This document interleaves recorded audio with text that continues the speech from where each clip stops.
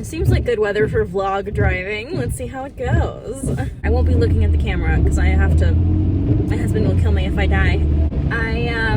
I think that if you're watching this video and you saw the title and the thumbnail, you probably know what I'm talking about today, which is the Nazi romance that has been recently announced from I think it's a debut author, which is certainly a choice. She's really picking out her market early because I don't think anyone in the progressive romance community is ever going to pick up one of her books ever again, but or ever to start with, so that's interesting. I'm sure some people will read it just to review it, but like that's not going to be me. I don't really have the stomach for that. I think generally people believe in the best in others, and that's not always appropriate or warranted. But anyway, so I will put in basically what the blurb for the book is from the publisher's market advertisement, which is certainly interesting. As a little kid in my parents' farm, there were only two things I wanted to be when I grew up, a writer or a farmer. Writing this little farm novel was a bit of both. I am so happy. Managing editor of the Common magazine, Emily Everett's Heartland, pitched as in the vein of Kristen Hanna, a story set on American soil during World War II about the secret relationship between a young woman and a German POW assigned to work on her family's Iowa farm that causes each to question who they are, what they desire, and their complicity in an unforgiving war, shining a light on the little-known history of POW camps in the expansive American Midwest. To Tara Singh Carlson at Putnam at auction for publication in spring 2023. The reason people are really getting so jumped up about this is because of the language. Because it's like, oh, not like it's a German POW. Do you mean Nazi? Because that's what a German POW was. Like, the thing is that I think that there is a misconception that just because you were not a member of the Nazi party, if you fought on the side of the Germans in World War II, congratulations, you're a Nazi. Like, it's not difficult. It's not rocket science. It's not like a crazy thing to say that if you are complicit in the deaths of Jews and Romani and the disabled and like literally so many people, like it's not just Jews. I saw recently a commentary guy was like, well, at least Hitler never killed German citizens. He never targeted Germans. And I'm like, way to tell people with disabilities and gay people and Jews that they're not actual citizens. Nice. I see what you did there. So, that's certainly a take. But what I found to be so, I guess, horrifying is, what everybody found really horrifying, like everyone was talking about this, is that this book was sold at auction. If you're not in the know, selling something at auction means that it has, garnered some attention from the publishing world. That means that it's interesting enough to a bunch of people that they're willing to fight over it. So she probably got a very good advance for her Nazi book, which is certainly a choice. So basically, that's one of the reasons people are so angry, why I am so frustrated and tired, is because this book, which, we don't have any marks for the mirror. People are like, wait until you read it. I'm not going to read it. I don't care to. Is this the street where I'm going to turn? I have the world's most terrible sense of direction. I'll be right back. I am going the right way, I think. We'll see how it goes. I'm not that fussed. I just have to be home by 1 because I have a podcast recording, which I will talk about later, but I have a little bit of time to just mosey. But anyway, the reason that it's so frustrating is because there are so many wonderful Jewish authors and Romani authors and people with disabilities who write books who are not getting sweetheart deals.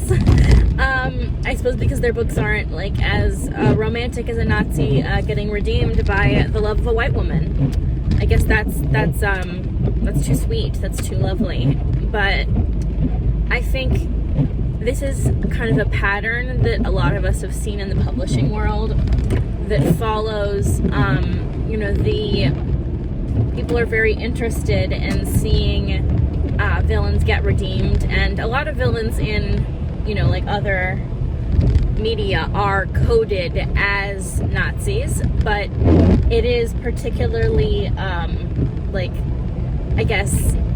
grating when it's an actual Nazi that is receiving redemption and love and a happily ever after. It's very, the word I'm trying to come up with is just it's vulgar, it's offensive, it's dismissive. Like, even if this guy never like killed anyone, which I assume what they'll do is they'll have him be like a conscientious objector who he just went along with shit and like didn't. So in order to make him sympathetic, I would estimate that he's going to be someone who just kind of went along with things but didn't kill anyone, in order to make him like a plausible hero, so that his redemption only really has to be like understanding that he has to disown his homeland, which I personally don't believe that if your family were Nazis, that you're complicit in that. You just have to recognize that like they were human beings who made very terrible decisions, and you don't have to be ashamed. You just have to be cognizant and not try to defend them, which a lot of people do. They'll be like, oh, my grandparents were just doing what they had to do. I don't give a shit. My grandparents grew up in poverty because of your grandparents.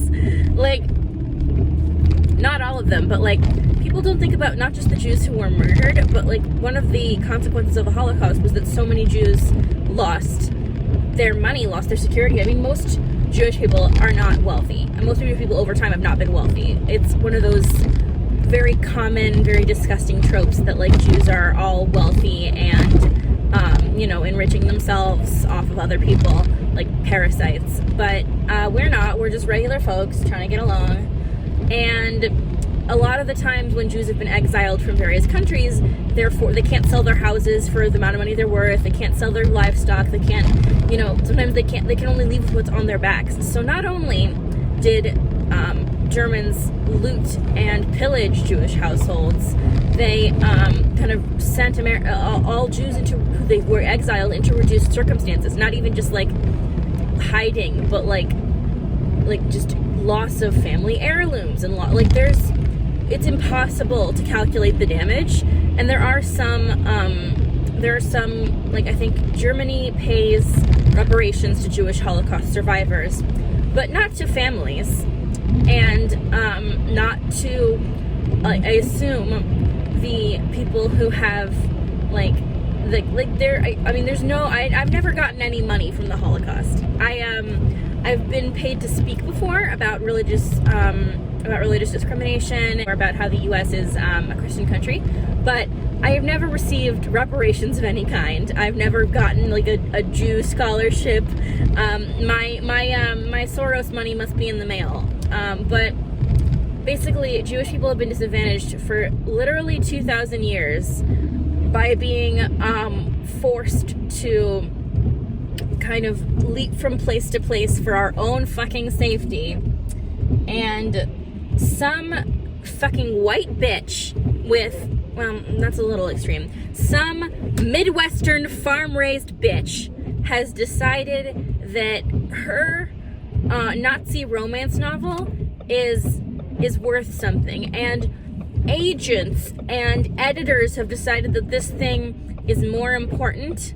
Like, I am disgusted. I am full of vitriol about this because I'm a writer. I have never put anything on submission. Like, I'm not like claiming that like my books haven't been published and like that's a travesty. Like, I've never even tried to get published before. But I know amazing Jewish writers, some of whom I will tag, who are not always traditionally published, probably not making anywhere near as much money as this fucking ass book has, or will, but like, I am just disgusted. I am incensed by the idea that this woman is making money off of our fucking collective trauma because she wanted to write a sweet little farm novel, and I'm just like, fuck you. Fuck you and the horse that you picked apples on. I am not here for your lionization and your disregard. Like, if the word Jew appears in this book, I will take a shot. Like, I will be so surprised if they address it even obliquely. Like, she'll just be like, have you ever killed anybody? And he'll be like, no, I'm so young and impressionable. I just was following orders. You know that I was just following orders what the fucking Nazis said on the stand, right? At the Eichmann trial? Like, I am never going to understand how people can think Nazis deserve redemption of any kind. There are some people who deserve redemption. Child soldiers, people who are forced into labor, like anybody who circumstances are beyond their control. Nazis had options. If you realized, like, okay, there's also the myth that we talked about, the Germans were not aware what was happening. If all your Jewish neighbors suddenly disappear and you're looting their house, I bet you know what's happening. It's just a hunch that I have. Like, Germans knew what was going on. Like, why do you think that, like, the Germans were just really media illiterate, none of them could fucking read, and all the Danes were like, wow, we really gotta hide our fucking Jews. The Germans are not understanding what's going on. Somebody go tell them. Like, it was a moral choice. They decided that their lives and their families and their wealth and their stability was more important than protecting Jewish people and other marginalized folks. They did not care. And I'm not saying that people who helped have the moral, like I'm not saying that if you were a Nazi collaborator, nothing, like, that you never loved your kids or that you didn't provide for your family. I'm sure that there are, like, good things about everybody. Like, Hitler loved animals and was a vegetarian. Like, but you don't get to not be complicit in this. You do not deserve grace. Anyway, I gotta go buy a hamper, but I'll be back.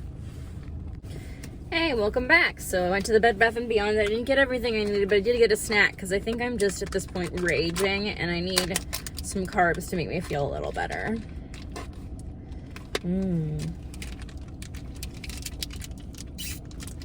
I guess this is a mukbang now. But one of the things that is most disappointing about all this is that the publishing industry continues to pay lip service to diversity and to like solidarity with marginalized groups. They're Dunkaroos. I'm a child. And then is auctioning this goddamn Nazi romance book. Like, tell me you don't care about Jewish voices. And I don't think I'm of the not so popular belief that we have enough Nazi works out there. Like, we don't need more Nazis. If Jews or other marginalized folks want to tell stories that include Nazis, that's fine with me. I don't think we need more. Otherwise, like, you can write a fictional Nazi analog that doesn't require, because, like, for example, it is known that Sam and I have a vendetta against the boy in the striped pajamas guy, John Boyne, who is a shonda and a fool. But he did not have to write a book about a Nazi and a little boy and another little boy. He could have easily just written a fictional book and made up a fictional setting instead of writing badly researched historical fiction, you know? Or he could have written about, I don't know, something that actually happened in his history. Like, he's Irish, write about the Troubles. I don't know. Here's my thing. If people with research and historical background want to write about Nazis, God be with you. I'm probably not going to read it because I have enough, like, actual white supremacists that I have to deal with in existence as a Jewish person. But, like, if you want to do that, it's a free country for the most part. What I don't understand is why people are defending this at all. People like to defend white authors who are successful because they can get something out of it. This woman isn't even established. I don't think she has a single book out. People don't even know what's in her book. And people are defending it. My point here is that, like, we really can't expect publishing to be moral because they're not. Like, they're making all these choices because they want to make money. That's what publishing is. They make money. And the way we can, like, help with this is by attempting to vote with our dollars. I think generally speaking, the best we can do is try to support indie writers who we love, and buy writers who we really like, who are not making Nazi books. I think that's a pretty low bar to clear. But I guess I'm just kind of depleted. Like, it's been such a weird couple years. And white supremacy is on the rise. Hate crimes are on the up. Like, there's a lot going on. And the fact that we can't, that this is something that we have to deal with. And it's not even like, oh, there's a Nazi romance book coming out. It's, oh, there's another Nazi romance book coming out. So that's my piece, I guess. We have a big video coming out soon. It's gonna be like a feature film length video. But thank you for watching, and if you're interested in like actually talking about like good romance, I have a podcast called Good Romance, which you can subscribe to if you want to support me, or if you just love romance and want to hear about positive stuff in the genre and not Nazis. This was not a backdoor like support for this, but I did think while I was making this, oh well, I could talk about my podcast. I really appreciate everyone who's watched it, or listened to it. It's a podcast. Everyone who's subscribed. I really love it a lot. I have one episode up and another one coming soon. It's not going to be like regular because I have a job and a life, and I just don't have, resources. But yeah, I really love it, and I hope you will too. Bye.